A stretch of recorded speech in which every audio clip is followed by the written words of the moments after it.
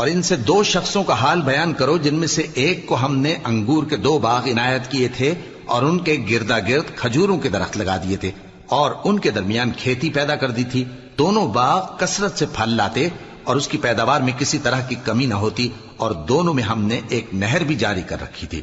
اور اس طرح اس شخص کو ان کی پیداوار ملتی رہتی تھی. تو ایک دن جبکہ وہ اپنے دوست سے باتیں کر رہا تھا، کہنے لگا کہ میں تم سے مال و دولت میں بھی زیادہ ہوں اور جتھے اور جماعت کے لحاظ سے بھی زیادہ عزت والا ہوں،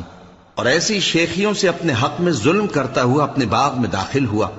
کہنے لگا کہ میں نہیں خیال کرتا کہ یہ باغ کبھی تباہ ہو، اور نہ خیال کرتا ہوں کہ قیامت برپا ہو، اور اگر میں اپنے پروردگار کی طرف لوٹایا بھی جاؤں تو وہاں ضرور اس سے اچھی جگہ پاؤں گا.